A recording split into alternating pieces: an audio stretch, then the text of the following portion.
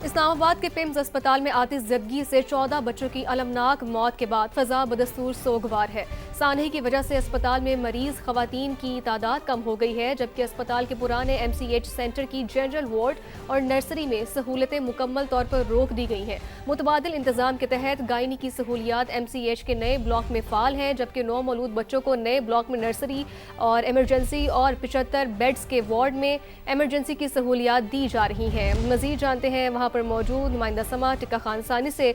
जी टिक्का खानसानी, आगाह कीजिएगा क्या इस वक्त की सूरत हाल है?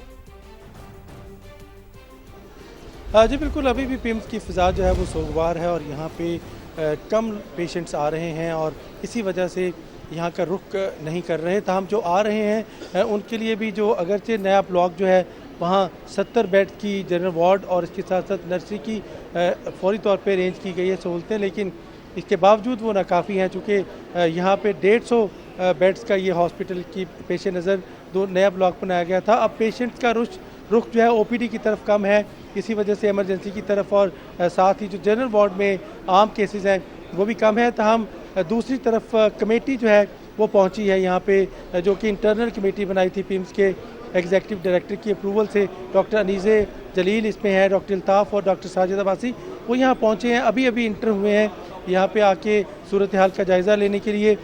ये वो कमेटी है जो पिम्स ने, अगरचे प्राइम मिनिस्टर की एक अलग कमेटी थी जिसने आज अबूरी रिपोर्ट जो है वो तैयार कर ली है और प्राइम मिनिस्टर को आज किसी वक्त भी पेश कर दी जाएगी। ताहम जो दूसरी तरफ इंटरनल कमेटी है उसने भी अपना काम शुरू किया हुआ है और वो भी इसकी तहकीकात कर रही है ताकि दोनों रिपोर्ट्स जो है उनका अहाता किया जा सके। जो डॉक्टर्स की कमेटी है इसमें टेक्निकल ग्राउंड्स पे देखा जाएगा कि जो स्टाफ की नेग्लिजेंस है, जो मटेरियल सप्लाई किया गया था ऑक्सीजन और बाकी जो मटेरियल है कहीं वो तो नाकिस नहीं है। इसके साथ साथ नर्सरी का जो कहा गया है कि ये पुरानी थी, 90s में वो शुरू की गई थी और अब वो ओल्ड हो चुकी थी, उसकी जो इक्विपमेंट है वो भी तकरीबन नकारा थे, तो उसका जायज़ा लेंगे क्या वाकई ये जो बातें और खदशात सामने आए हैं ये दुरुस्त है। तीसरी तरफ जो पेरेंट्स हैं अब उनसे रब्ता करने के हवाले से लिस्टें तैयार हो रही हैं जो प्राइम मिनिस्टर ऑफिस को दी जाएंगी, ताकि वज़ीर आज़म ने जो 50 लाख फ़ी बच्चा उनके ख़ानदान को देने का ऐलान किया है हुकूमत की तरफ से इजाला के तौर पे, उसकी लिस्टें जो हैं वो प्रोवाइड की जाएंगी। और इस हवाले से भी इंतज़ामिया का इजलास हुआ है आज, उस पर भी मुशावरत की गई है और साथ ही सहूलतें बढ़ाने के हवाले से, क्योंकि इस वक्त जो एमरजेंसी का इस MCH का एक हिस्सा है वो मुकम्मल तौर पे बंद है। एमरजेंसी पहले ही उस ब्लॉक की बंद थी।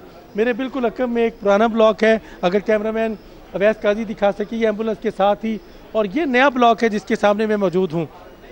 अब वहाँ वो बिल्कुल कॉरिडोर के साथ ही आग लगी और सारी शिफ्टिंग जो है वो इस ब्लॉक में जो नया बना था उसमें हो गई है। यहाँ पे नर्सरी, NICU, PICU, इसके साथ साथ लेबर रूम, OT और साथ ही जनरल वार्ड की सहूलत दी गई है।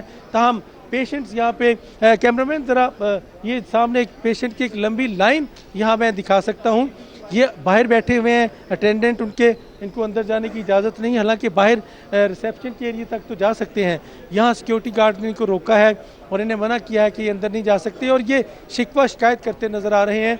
कोई 4-4 दिन से, कोई 5-5 दिन से यहाँ पे ख्वार हो रहा है और उसी तरह उनको सहूलतों की एकदम दस्तयाबी की शिकायत है। अब अंदर क्या चल रहा है वो आके ख़वातीन यहाँ बताती हैं उन्हें कि किसी को रेफ़र किया जाता है, किसी को बाहर भेजा जाता है कि यहाँ पे रश होने की वजह से आप सही तरह से यहाँ ट्रीटमेंट नहीं करवा सकेंगे।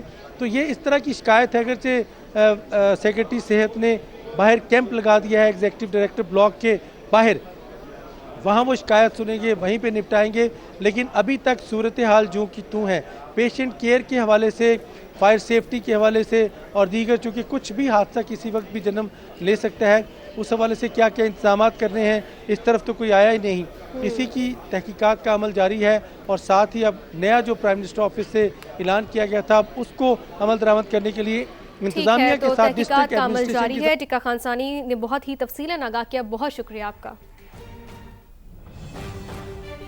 कराची के सरकारी अस्पतालों में भी खतरे के बादल मंडलाने लगे हैं। सरकारी अस्पतालों में हंगामी अखराज के रास्ते मौजूद हैं और ना ही फायर सेफ्टी और अलार्म सिस्टम मौजूद है। PMA ने भी अस्पतालों में इंतजामात को नाकाफी करार दे दिया है। हामिद रहमान की रिपोर्ट देखिए। इस्लामाबाद के अस्पताल में आतिश ज़दगी ने कराची के अस्पतालों में फायर सेफ्टी पर सवाल उठा दिया। अस्पताल में हंगामी इखराज के रास्ते मौजूद, न ही फायर सेफ्टी सिस्टम और अलार्म सिस्टम मौजूद। अस्पतालों ने आग बुझाने वाले आलात पर तकिया कर लिया। जिना अस्पताल में 506 और सिविल अस्पताल में 200 आग बुझाने वाले आलात मौजूद हैं। बच्चों के सबसे बड़े अस्पताल NICH और KMC के मातहत अस्पतालों में कोई इंतजाम मौजूद नहीं। हमारी हॉस्पिटल सिविल हॉस्पिटल के अंदर हमने पूरे फायर एक्सटिंग्विशर्स लगाए हुए हैं। मैंने आपको दिखाया अभी हमारी चाइल्ड इमरजेंसी में 17 लगे हुए हैं, उसके साथ ट्रॉली एक्सटिंग्विशर्स भी है। जहाँ पे हम खड़े हुए हैं ये न्योनेटल ICU है जिसके अंदर 6 हमने फायर एक्सटिंग्विशर लगाए हुए हैं और बिल्कुल प्रिपेयर्ड हैं। अल्हम्दुलिल्लाह GPMC ऑलरेडी मई में एक वर्कशॉप करा चुका है और इससे पहले भी PAF की तरफ से भी वर्कशॉप्स हुई हैं जिसके एविडेंस हमारे पास मौजूद है। PMA ने अस्पतालों में इंतजामात को नाकाफी करार दे दिया। पाकिस्तान भर के तमाम सरकारी और निजी तिब्बी मराकज़ को फौरी तौर पर किसी आज़ाद और गैर जानबदार थर्ड पार्टी के ज़रिए सेफ्टी और सिक्योरिटी ऑडिट कराया जाए, जिसमें बिलखुसूस दूर दराज इलाकों में ज़िला अस्पतालों और इंतहाई निगहदाश्त के यूनिट्स की तरजीह दी जाए। पिम्स वाक़े के बाद जिना अस्पताल ने फायर फाइटिंग कमेटी तश्कील दे दी। KMC ने तमाम अस्पतालों में फायर सेफ्टी इंतजामात मौसर बनाने की हिदायत कर दी। कैमरामैन मोहम्मद मोहसिन के साथ हामिदुर रहमान, समा, कराची। विफाकी वज़ीर मवासलात अब्दुल अलीम खान की ज़ेर सदारत एक्सेल लोड कंट्रोल रजीम से मुतालिक अहम इजलास हुआ। इजलास में NHA, मोटरवे पुलिस, NLC और साथ ही FWO के सरबराहान की शिरकत। इजलास में ALCR के उमूर का तफसीली जायजा लिया गया। ट्रांसपोर्टर्स को गाड़ियों के ढांचे की तैयारी पर वाज़ेह रहनुमाई दी जाए। विफाकी वज़ीर अब्दुल अलीम खान की जानिब से ऐसा कहा गया है। उनकी जानिब से मजीद कहा गया कि NHA के कानूनी फ्रेमवर्क में एक हफ्ते में ज़रूरी तरमीम की जाए। तरमीम का मकसद एक्सेल लोड से मुतालिक कानूनी ऑपरेशनल रुकावटों को फौरी दूर करना है। ट्रांसपोर्टर्स को बताया जाए कि गाड़ियों पर भारी आराइशी सामान न लगाएं जिससे वजन बढ़े। अब्दुल अलीम खान ने कहा कि 100% मालबरदार गाड़ियों को वे स्टेशन से गुजारना लाजमी है। वे स्टेशन के निज़ाम को पूरी तरह ऑटोमेशन किया जाए, जबकि सिस्टम ऑटो पर जाने से लंबी कतारों और वक्त के ज़िया से बचा जा सकता है। विफाकी वज़ीर मवासिलात ने कहा कि मोटरवे की तरह GT रोड्स पर भी वे स्टेशन बनाए जाएँ। ट्रकों पर ज़्यादा वजन डालने वाली फैक्ट्रीज पर जुर्माने आयद किए जाएंगे, जबकि विफाकी वज़ीर मवासिलात की मोटरवेज पर जदीद कैमरों के जरिए मॉनिटरिंग सिस्टम की हिदायत। अब्दुल अलीम खान ने कहा कि AI की मदद से कानून तोड़ने वाली गाड़ियां ट्रैक की जाएंगी। कराची पोर्ट पर NHA, NLC, FWO मुश्तरका लाहे अमल इख्तियार करें, जबकि आइंदा 20 साल की ज़रूरियात को मद्देनज़र रखते हुए मनसूबाबंदी भी की जाए। ये अहम हिदायत की गई है विफाकी वज़ीर मवासिलात अब्दुल अलीम खान की जानिब से। उनकी ज़ेर सदारत एक्सेल लोड कंट्रोल रजीम से मुतालिक अहम इजलास हुआ है। इजलास में NHA, मोटरवे पुलिस, NLC और FWO के सरबराहान ने शिरकत की। इजलास में ALCR के उमूर का तफसीली जायजा लिया गया।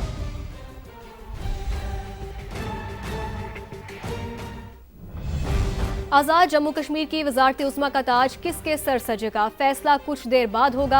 आज़ाद कश्मीर कानून साज असम्बली में वज़ारत उस्मा के लिए मुस्लिम लीग नून की जानिब से बैरिस्टर इफ्तिखार गिलानी और पीपल्स पार्टी की जानिब से सरदार मुख्तार खान ने कागजात नामजदगी जमा करा दिए हैं, जबकि कागजात की जांच के बाद दिन 12 बजे उम्मीदवारों की हतमी फहरिस्त जारी होगी और 2 बजे असम्बली इजलास में वज़ीर आज़म का इंतखाब किया जाएगा। तफसील जानते हैं नुमाइंदा समा अमीरुद्दीन मुगल से। जी अमीरुद्दीन मुगल, आगाह कीजिएगा।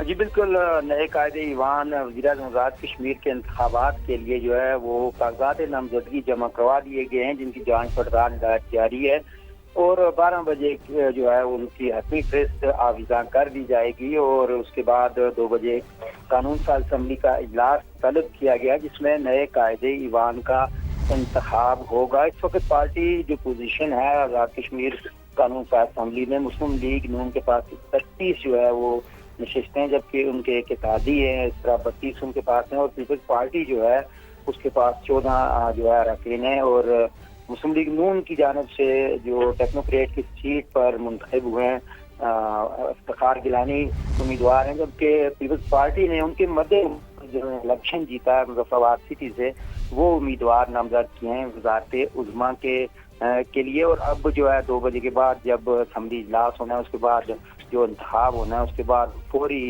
रिजल्ट भी जो है वो जारी कर दिया जाएगा और आज ही उम्मीद है कि इनका हल्फ भी हो जाएगा नए। जी ठीक है, अपडेट्स के लिए आपका बहुत शुक्रिया।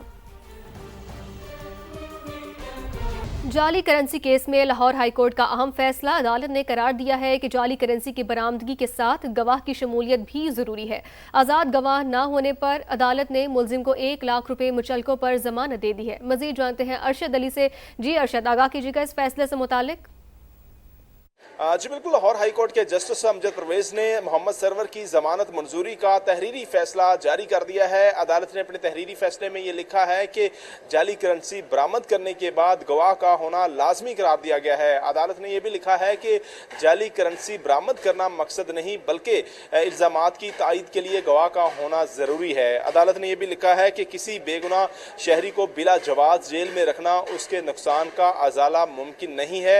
मौजूदा केस में भी सिर्फ FIA ने जाली करेंसी बरामद की और मौका का गवाह जो है वो उसमें शामिल नहीं किया। अदालत ने यह लिखा कि FIA के मुताबिक उसने 2 लाख रुपए मुलजिम से जाली करेंसी का बरामद किया और मौके का जो है वो कोई गवाह नहीं था, जिसकी बुनियाद पर अदालत ने कार्रवाई करते हुए मुलजिम की जमानत बाद गिरफ्तारी मंजूर कर ली है और अदालत ने मुलजिम को 1 लाख रुपए के मुचलकों के एवज रिहा करने के अहकामात जारी किए हैं। अदालत ने अपने फैसले में यह भी वाजिया लिखा है कि अगर शरीक मुलजिम की गिरफ्तारी के बाद कोई नई चीज सामने आती है तो मुतल्लिका हुकाम मुलजिम की जमानत मनसूखी की दरख्वास्त दायर कर सकते हैं। अदालत जमानत को मंजूर करने के अहकामात जारी करती है। जी।